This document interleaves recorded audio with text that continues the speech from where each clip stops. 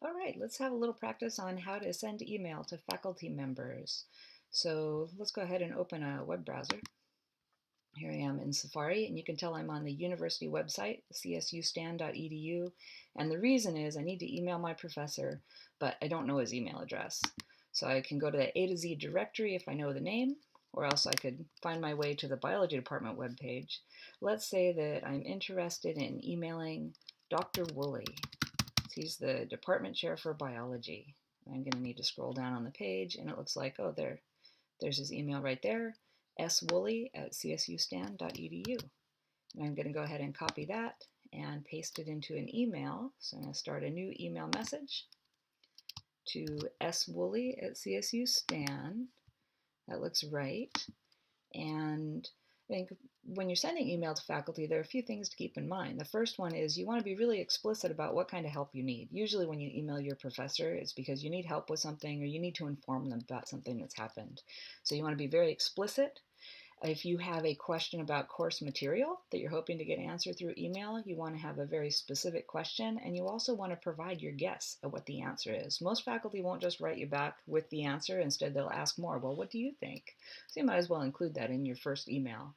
Another reason you might email your professor is to ask, when's a good time to meet? I can't make it to your office hours. When can I come by? If you do that, you want to make sure you provide some times that would be good times for you to meet with them so that they have some choice to start with.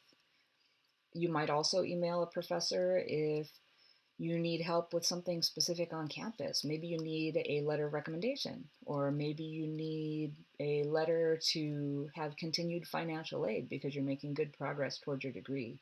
In those kinds of cases, you definitely want to include information about when you need that help by, so your professor can make a better decision as to whether they do have time to get that done for you. And then finally, if you're looking for resources on campus and asking a professor for help, then it's a good idea to let them know what avenues you've already tried. Did you already go and talk to financial aid? Did you already go to the registrar?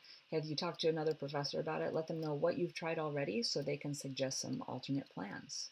So let's imagine you're halfway through General Bio 1 and the schedule has come out for spring registration, and you notice there's only one section of General Bio 2 being offered in the spring, and your registration date's really late.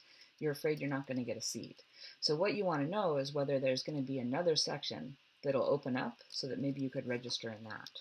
So we're going to have a specific subject line. So how about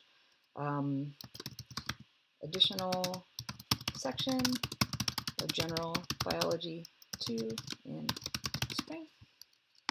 And then how do we start out? We should always start with a salutation, right? Like, well, dear seems a little too close. How about just hello? Hello, Dr. Woolley. You definitely want to use the doctor. Unless somebody has instructed you to call them something else, always use doctor and the last name. Your faculty worked really hard for those doctorate degrees, and so seeing Mr. or Mrs. or Ms., it doesn't really reflect the amount of work that they've put into their own education, and you know how much work it is. So, hello, Dr. Woolley. I am currently enrolled in General Biology 1. I have a late registration date. I wondered if there will be a second section. Spring. So that seems pretty straightforward. And then how about thank you in advance? It's always nice to say thank you. It doesn't hurt you at all.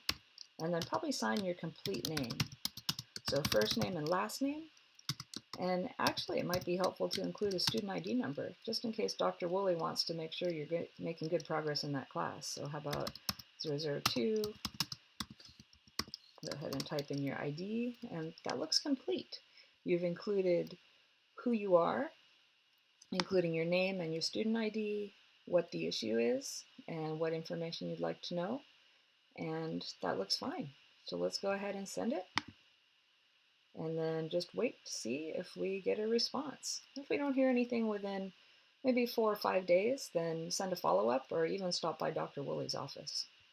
Great. See you in class.